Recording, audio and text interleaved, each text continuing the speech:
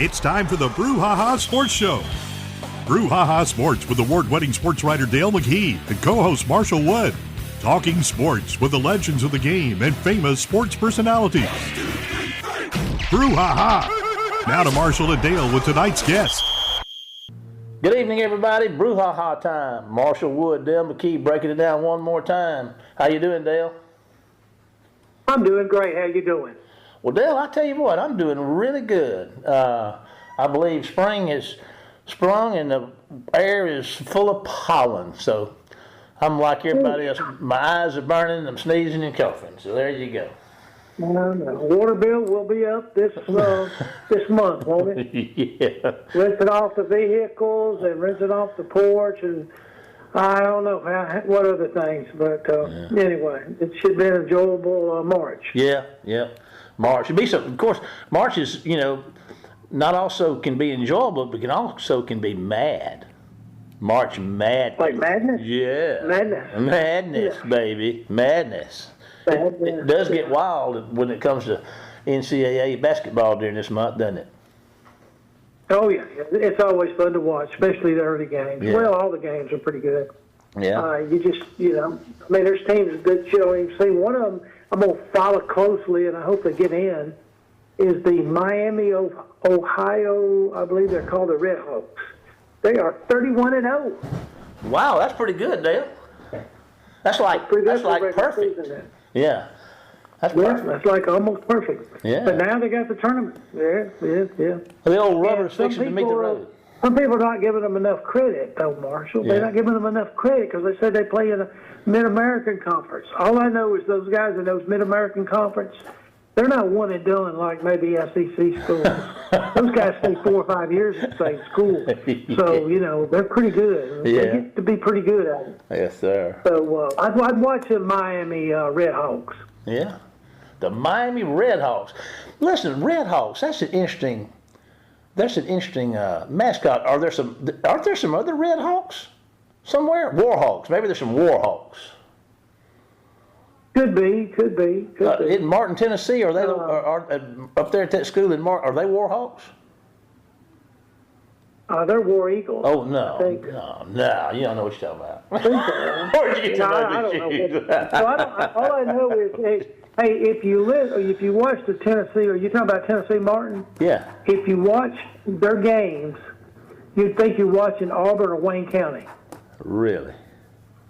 Yes. Yeah. Well, I could enjoy that because I like watching Wayne County play. Yeah, but now their nickname may be something else. Okay, I got you. So. Well, lots going on in the sports world out there, Dale. Well, the college baseball season's fixing to get ramped up a little bit. Ole Miss goes to Texas this weekend. Of course, they're going to visit Hattiesburg tonight, and then they're going to go to Texas for a weekend series to open it up. Then Southern Miss is they're going to Arkansas State to get their Sun Belt season started. And Mississippi State is going to Arkansas. So all three of those teams are going to be in for some challenges. And so that should be interesting. But they all have really good records. They've all lost 2 games. I think Ole Miss has won 15 and State and Southern won 14. So they're really having some good seasons. And, of course, last week, big event at Hattiesburg. Mississippi State came to Hattiesburg, and the Golden Eagles came out with a 7-6 win. Yeah. So I'm just saying that's good on the baseball. And on the basketball, Southern Miss, the men made a great run in the Sun Belt.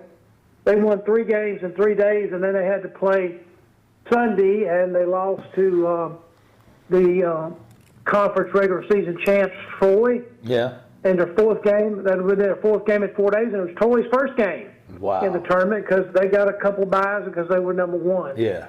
And the Lady War Eagles, they lost their first game to Louisiana Monroe, so they were done. And then in the SEC women's tournament, Ole Miss won. They got a bye, and then they won a couple wins. They got a couple wins, and so I think they beat Auburn, and they upset number 2 Vanderbilt. And so they then had to play Texas, and Texas wore them out, beat them about 10 or 12 points, but Texas ended up beating South Carolina for the championship. It was Texas's first women's championship, and where South Carolina's been a power in women's basketball for probably the past decade. Yeah. So that was so those teams. I think the top 5 teams in the SEC women right now, you'd have to say, would be Texas and South Carolina, LSU, Ole Miss, and Vanderbilt. And they'll get high seeds in the tournament. And they'll all know on Sunday night, the men and women, who's going where in all the tournaments. Now, William Carey, they start their tournament. Both of those teams are in the NAI national tournament. The men go to Kentucky to play Xavier of New Orleans, and I believe the women go to Springfield, Missouri.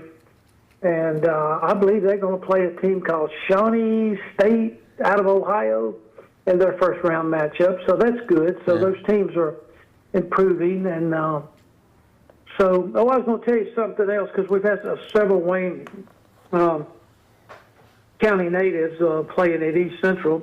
They're the first junior college team in America this year to get to 20 wins. And they also, their coach, Dale Solomon, gathered his 600th win last week.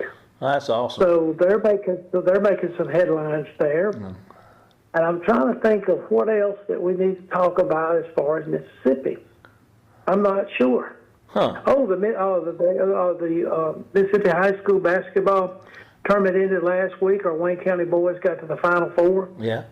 And dropped the game to Holmes County, I believe. It was. And and then, but I think I want to say Holmes County ended up losing in the championship to Columbus. You're right. 5A. That is true. Yep. Yeah. And then Pascagoula won their first basketball championship ever, which shocked me.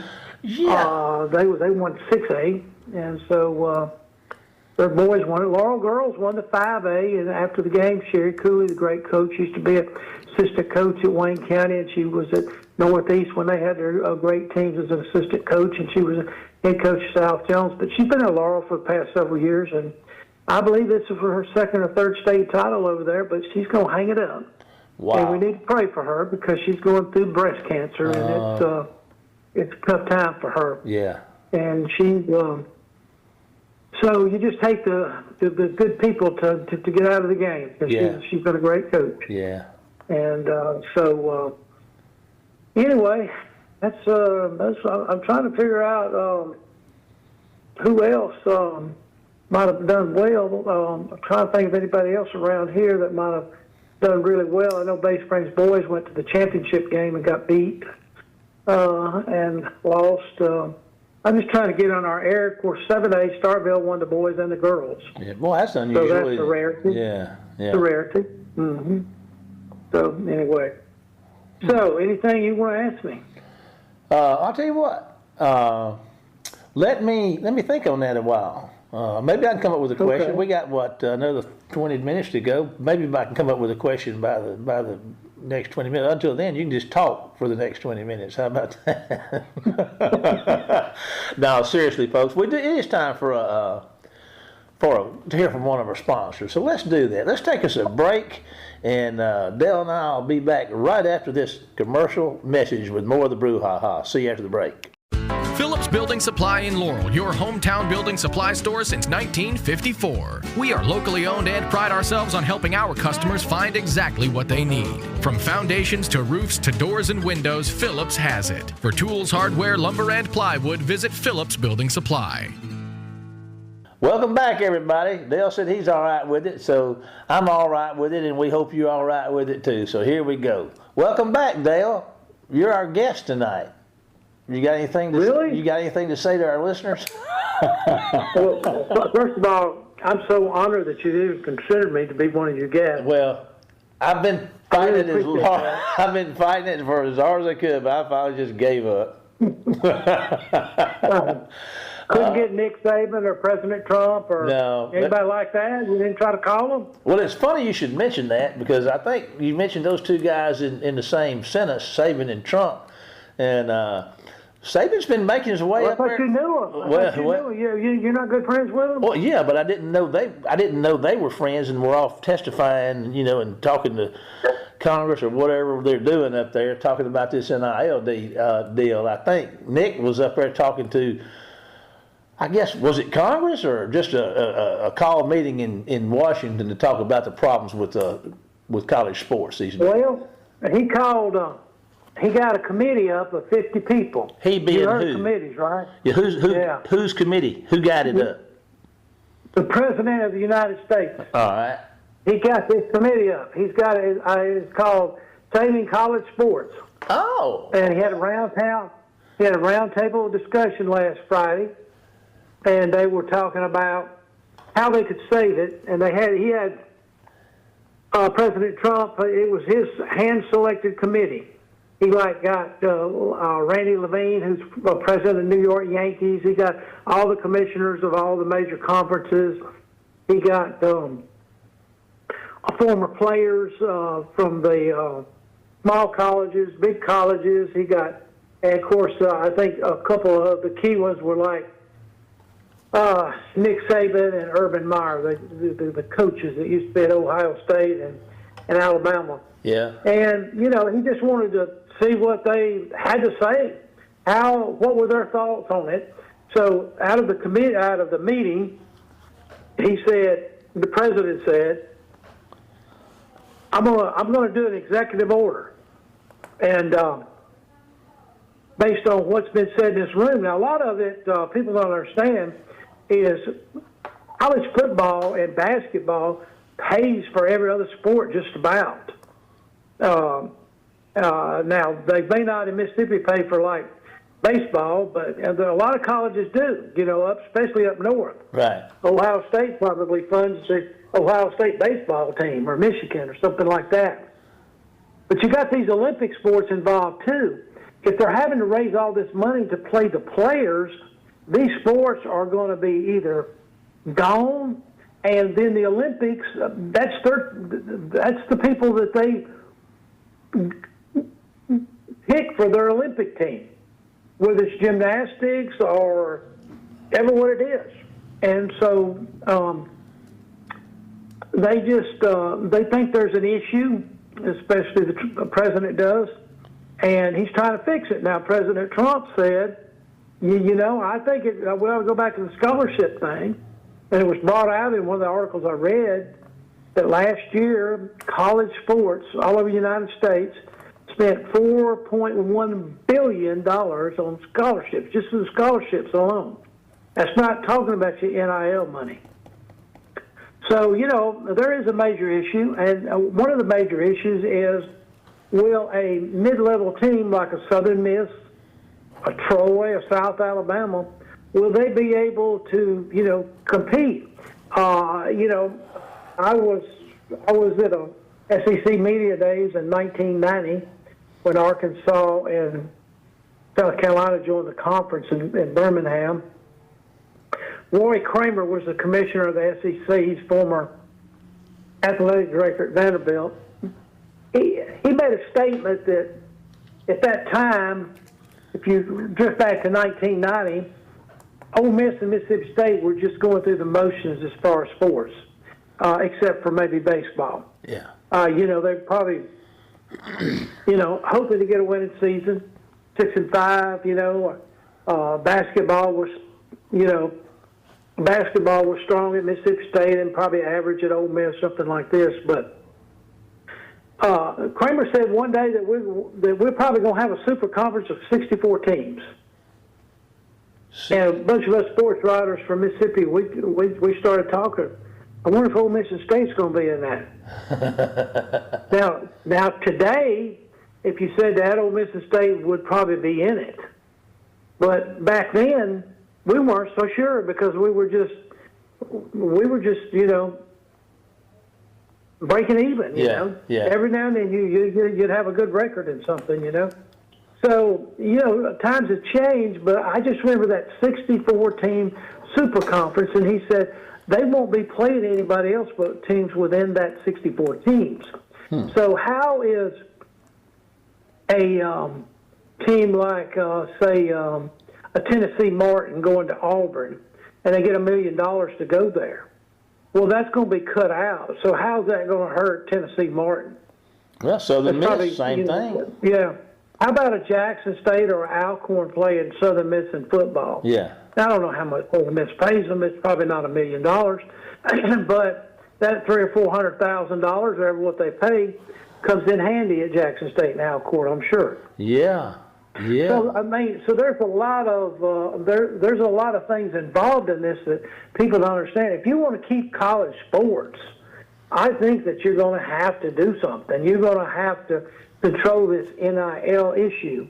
Is it going to be, okay, this is a salary, we can't, are you going to, I remember listening to the Ole Miss baseball coach Mike Bianco when Ole Miss won the World Series. He said, you don't know how much these guys, now this was just, 22 Ole Miss won the World Series, what was that, 3 years ago? That was before NIL. Yeah. Legally, NIL, okay? But anyway, he said one of his star players, parents had to pay $30,000 to go for him to go to Ole Miss, that they suffered a lot. And that was a year. That was $30,000 a year they were paying because they were out of state from Florida. Yeah. And Tim Elko is now in the major leagues. And but if you look back at things like that, people have sacrificed to play these college sports, and there ought to be a system in place. It used to be $15 laundry money a month. The players in the 70s got that, if I remember correctly. People are sacrificing. Pay each player in each sport a certain salary. I'm just saying. Yeah. But we shouldn't have $1 million contracts or $3 million or $5 million contracts. We shouldn't have players playing, trying to avoid the NFL because they make more money in college. Is that stupid or what? Yeah. That doesn't make sense to me. Alabama brought back a kid that was playing pro basketball over in Europe. They brought him back. Alabama did this year, and the NCAA finally ruled, and the judge ruled that he couldn't play. Yeah. But then next week I found out Ole Miss has got a player that used to play in that league over there, but they're letting him play. So I think because nobody's challenged it, No standards. It's craziness. It's craziness. It's what they say is the old Wild West. I don't know. Yeah. I'm not trying to do my preacher's invitation just before the invitation, but something needs to be done here, folks. Yeah. And I'm going to say this. It's been being done. They've always paid players. They've always paid them. Now the cat's out of the bag and they're letting them do it legally. They'll never get that cat back in the bag because they were doing it before. No. Now they know how much money they can raise. I read an article yesterday that LSU has a $40 million football roster right now. $40 million. What do you think about that? You're speechless. I'm thinking about it. I'm thinking about it. I mean, because you brought up the Mad Kiffin. Yeah, I mean he's mad, all right, and he's got him probably the most expensive roster that we know of in the history of college football. They're never going to stop this business. I mean, they've been paying them illegally for decades, for years, maybe ever since it started. So you could say centuries. They'll never get that cat back in the bag. I just can't believe it. I just don't see any way they can. You beg to differ, I suppose. No, I mean but it's just going to change. I mean, we're going to be, and someone's going to be on the outside looking in, and it's not going to be pleasant if, say, if any of our colleges can't play football. But we're not just, we say Southern Miss is a mid-level, but what are you going to do about the Delta states of the world, or West Alabamers or the Mississippi colleges that want to play sports. I mean, the William Carys, I mean, they're doing it the right way. Does it really matter? I mean, I mean, does it really matter what the Division I schools do? And they're well, that's what I'm trying to say. We're going to have a super conference, but who's saying Ole Miss and State's even going to be in it? Okay. I mean, is it going to be okay? You got to put up $250 million to join us. Yeah. You know, if you don't have it, then if you have to pay that to get in this 64-team league, are you going to have money to pay players too? Yeah. I mean, I just think that college football is going down a very, very bad road, a very curvy road that needs to get straightened out. Elaborate on something. This has already been done. I thought this was just being discussed. What's that? The 64 teams? Yeah. No, I'm just saying, just the way it looks to me, my opinion on this. Oh. I go back to what Roy Kramer said. Well, we're leading to this 64-team deal the way we're doing it right now. Yeah. And if an Ole Miss or State can't play anybody but one of these 64 teams, you're going to lose a lot of this. How is the Southern Miss going to survive, or how is the Louisiana Monroe going to survive, or people like that? Are you just going to have this one super league, and then the rest of college football is just going to go, they're just going to go through the motions or something like that? I mean, I don't want this to happen when I'm just telling you, but I'm just saying, what if it is? What if it is in the future? I just don't like the way we're heading toward that, maybe. Yeah. And it may be more than 64, Well, I get so irritated at these announcers on TV, These 4 are being left out of the tournament. This team deserves to be in. Well, there's 64 invitations, buddy. We don't have 65. We don't have 66. And it's just like somebody else said the other day, one of these veteran coaches, they said something about it going to 16-team playoff. He said, that's the craziest thing I ever heard, man. He said it shouldn't be over 8. That's what he said. He said, let's just get it done and get over it. Yeah, I believe that. I mean, you'd be handing out participation trophies left and right. Everybody wants to play. Give them a trophy. Give them a trophy. I'll tell you what, let's do, Dale. Let's take a break. Let's take a quick break to hear from one of our sponsors, and then we'll come back with tonight's final segment. Does that sound like a winner to you? Oh, it does. It does. All righty, folks. Let's take a break, and we'll be back right after this one message. See you after the break. Phillips Building Supply in Laurel, your hometown building supply store since 1954. We are locally owned and pride ourselves on helping our customers find exactly what they need. From foundations to roofs to doors and windows, Phillips has it. For tools, hardware, lumber, and plywood, visit Phillips Building Supply. Welcome back, everybody, and you too, Dale. Welcome back. Thank you. I appreciate you. Yeah. I appreciate it. So honored to be on the show today. I see it's getting a little local flavor here. I see where they're putting new turf in at Wayne County High School. They get the big old eagle up there on the field. Yeah, I think this will be. I don't know. This will be the third. Third. Well, really, okay. Coach Bowles got one going. Coach Shelton Gandy had one his second year. Mm-hmm. So this will be the third one, right? Yeah, big third one. It's pretty cool. It's got a big eagle that covers up. You've probably seen it. I don't know if you have or not. I got a picture of it. Yeah. I just like that eagle a little bit smaller, though, really, honestly. Well, he's taking over, man. It's an eagle takeover. We get us so there you go. But anyway. There you go. You got any local? I like it. I just know that, because I retired a couple of years ago, but I just knew that that we're getting a lot of injuries from toward the end of the first turf. I think a turf life honestly is about 10 years. Yeah. And of course, some of these high schools want to do it longer than that, and that's really tough. But I'm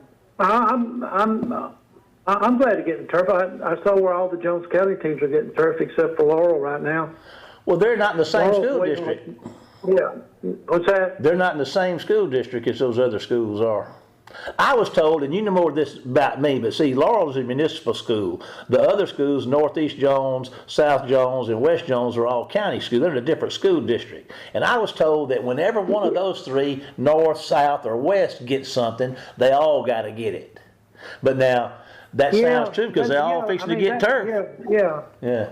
Now, the boosters can raise money. Great about, Yeah, and the boosters like that's so great about Wayne County. You know, you can put everything that you need to into the high school. You know, as far as the high school sports, you don't have to say, okay, I'm gonna build one somewhere else. You know, I have to do this or that. Yeah, we do that on the junior high level here. That is, but we do that on the junior high level here.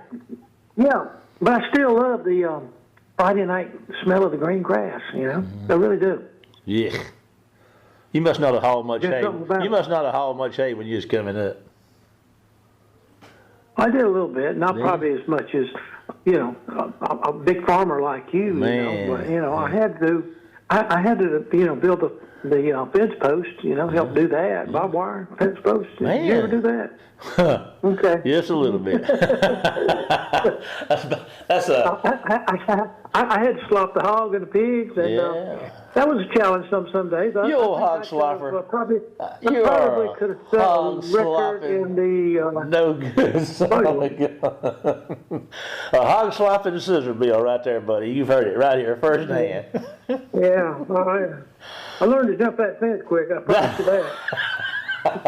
Hey man, I learned at an early age a hog wasn't nothing to be fooled with. Those things bite. They do, don't they? Yeah. And they started.